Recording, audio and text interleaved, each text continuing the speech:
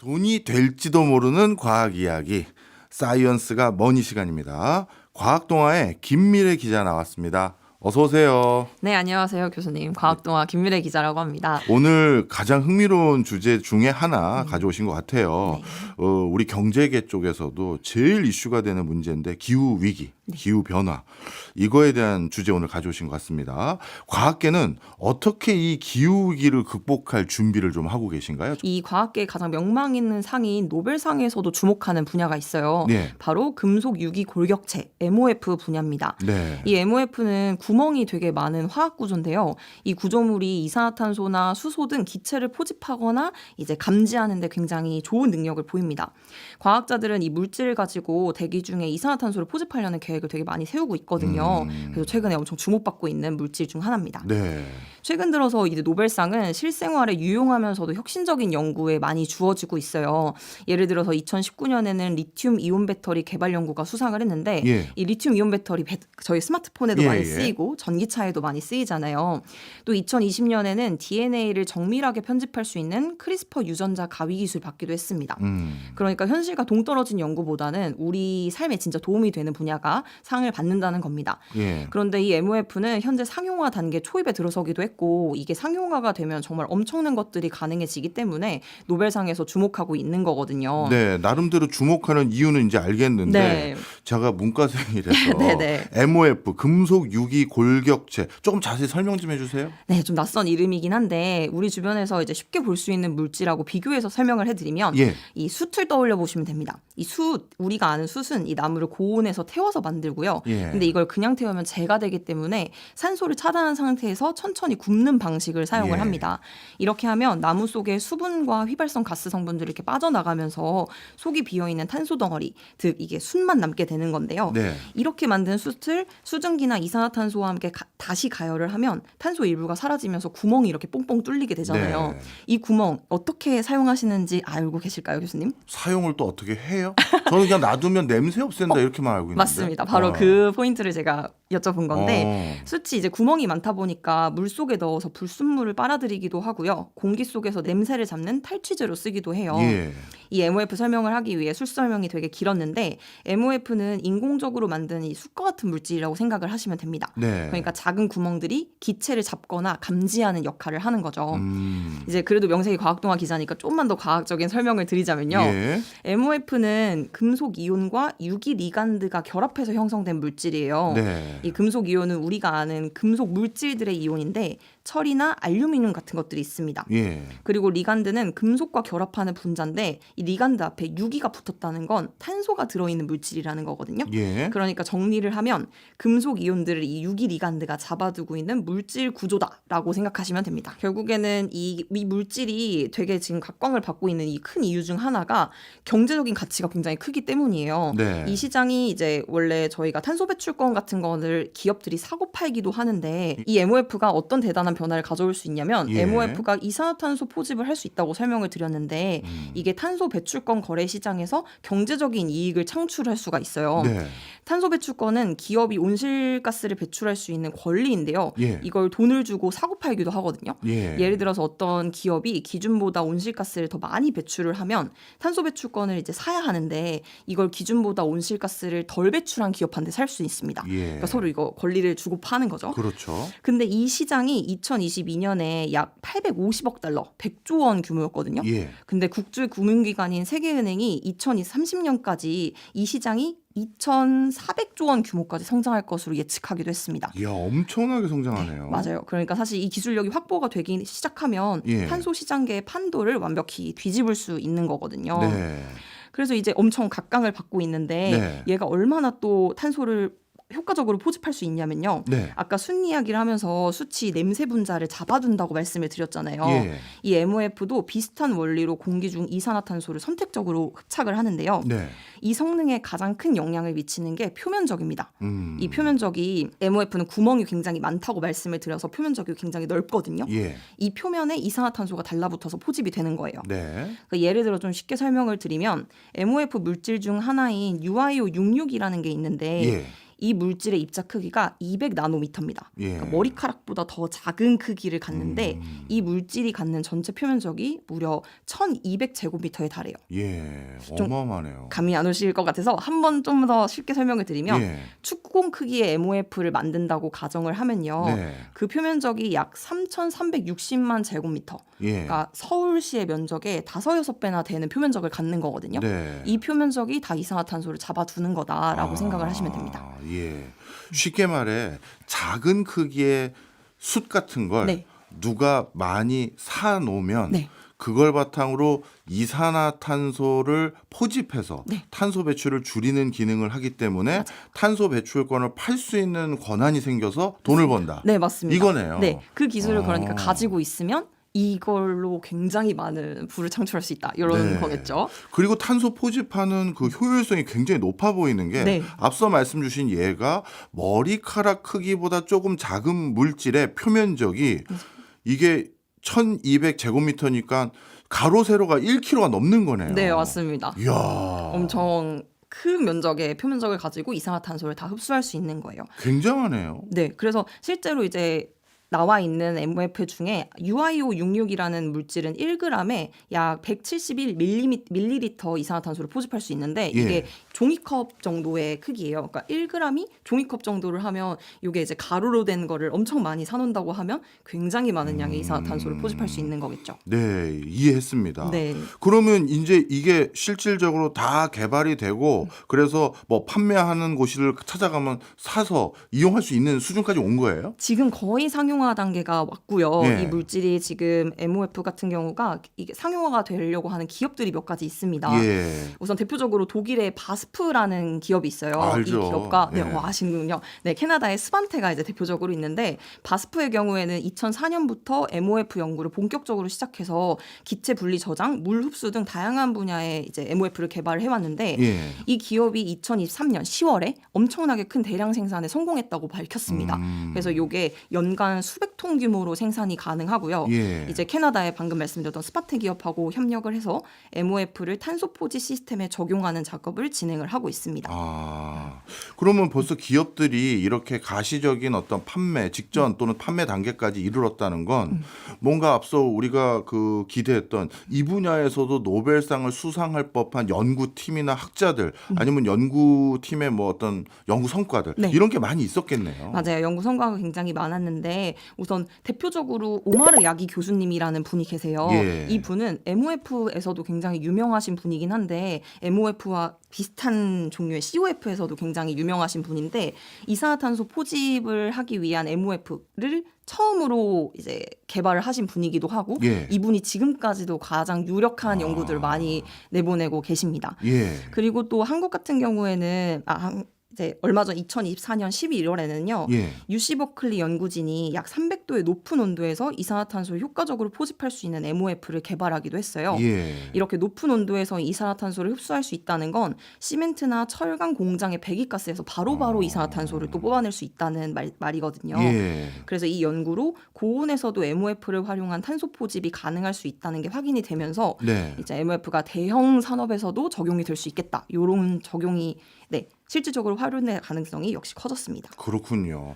앞서 MOF 말고 또 COF라는 말씀도 주셨는데 그건 또 뭐예요? 이게 COF가 용어가 또 MOF랑 비슷해서 굉장히 비슷한 역할을 하는 아이라고 생각을 하면 되는데 예. 구조가 살짝 다릅니다. 어떻게 다르죠? 얘는 유기화합물이 공유결합으로 연결돼 있는 거예요. 예. 좀 어려워서 이거는 그냥 예. 다른 물질들이 다르게 얽혀 있다라고 생각을 하시면 되는데 예. 이제 하는 역할은 똑같습니다. 구멍이 많아서 그 구멍에서 이산화탄소를 잡아두는 겁니다. 예. 이 COF 최근에 얼마 전에 COF999라는 물질이 발견이 됐는데 네. 이게 굉장히 좋은 이산화탄소 포집 능력을 갖는다라는 연구가 있었어요. 왜 그러냐면 이게 실온이나 일반 대기압 그러니까 우리가 지금 살고 있는 이 환경에서 이산화탄소를 흡수할 수 있다는 거거든요.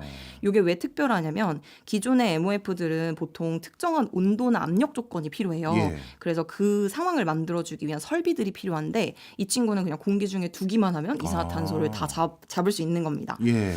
더 놀라웠던 건 그 효율이었는데 200g의 COF999가 가루 200g만으로 나무 한 그루가 1년 동안 흡수할 수 있는 이산화탄소를 제거할 수 있었어요. 이야. 그래서 엄청난 이제 차세대 탄소 포집 소재로 주목받고 있습니다. 네.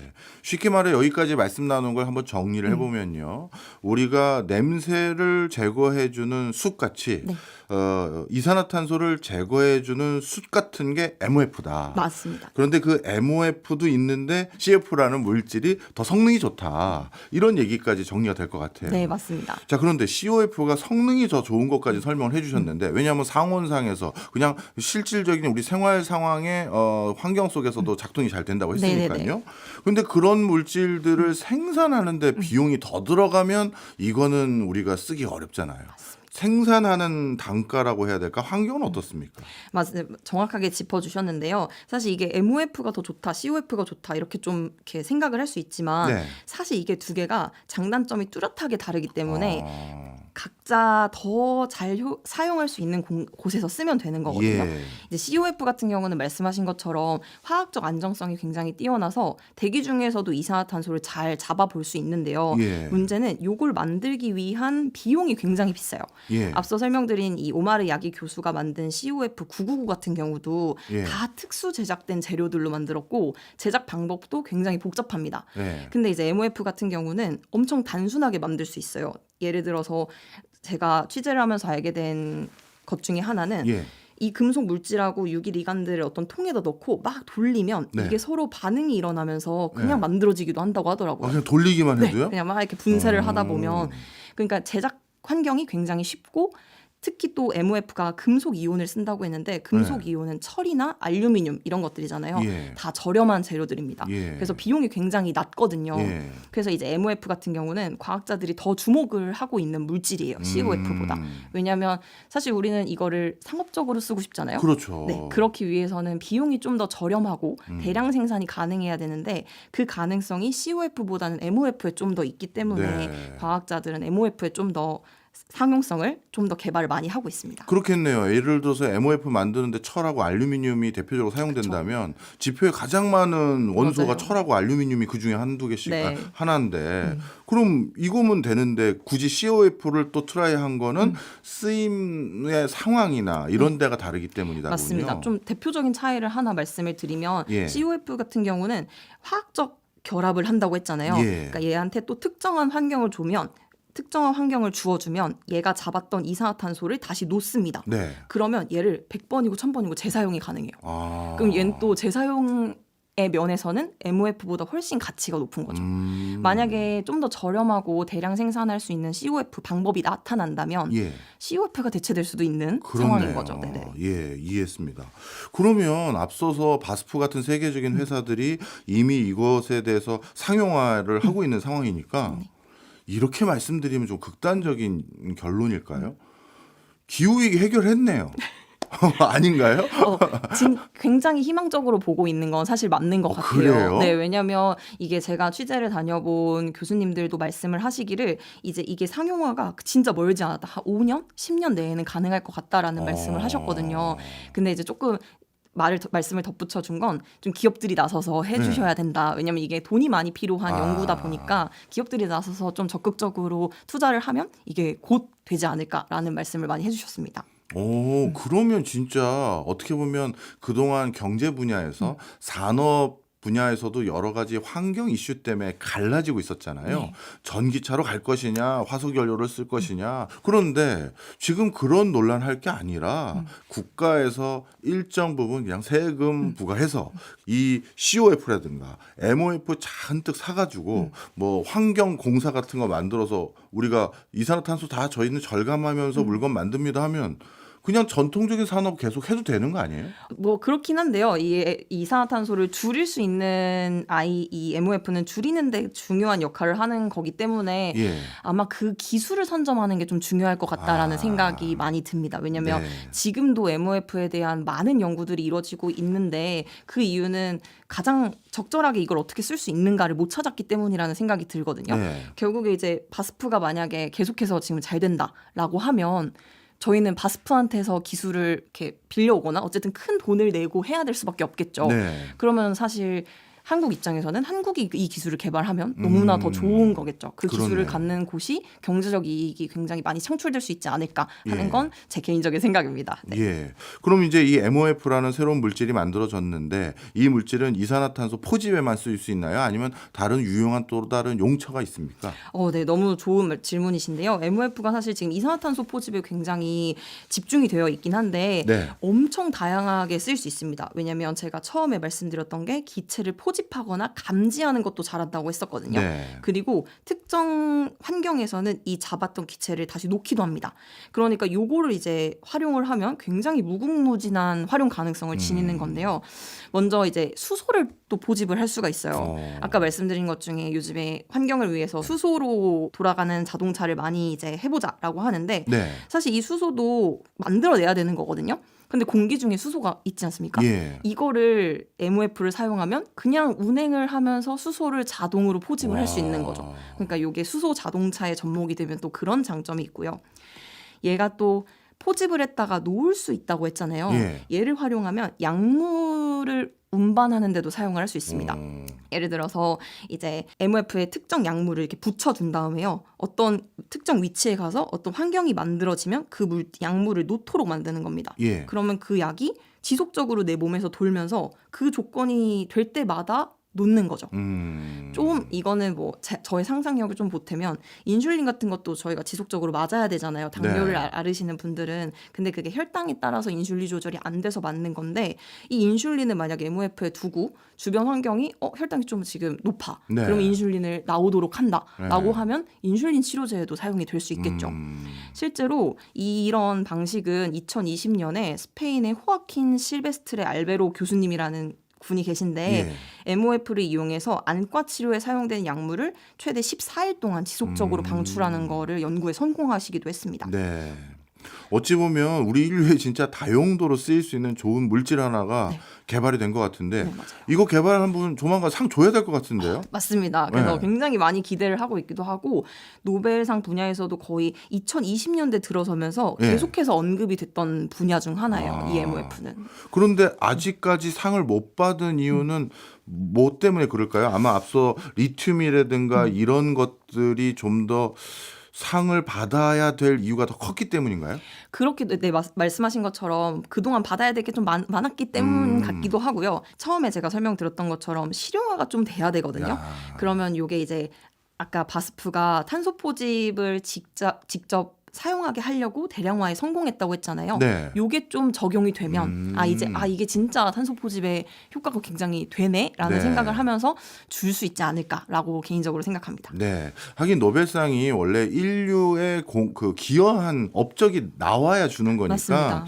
진짜 이거 상용화되기 시작하면 그분 받으실 것 같네요. 네. 그럼 그분 책이나 미리 번역해 놔야겠다는 생각도 드는 그 정도로 참 업적이 대단한 것 같습니다. 네네. 알겠습니다. 모처럼 요즘 하도 우울한 소식이 많아서 뭔가 기쁜 소식 없나 했는데 뭐 진짜 지구 지킨 것 같은 소식인 것 같아서 너무 좋았습니다. 오늘 어떠셨어요? 오늘 처음이라서 말을 많이 더듬었던 것 같은데 더듬지 다음번에는 않고 빨랐습니다. 빨랐나요? 다음번에 좀 더 진정하고 예. 천천히 진행을 해보도록 하겠습니다. 알겠습니다. 지금까지 과학동화의 김미래 기자였습니다. 고맙습니다. 네, 감사합니다.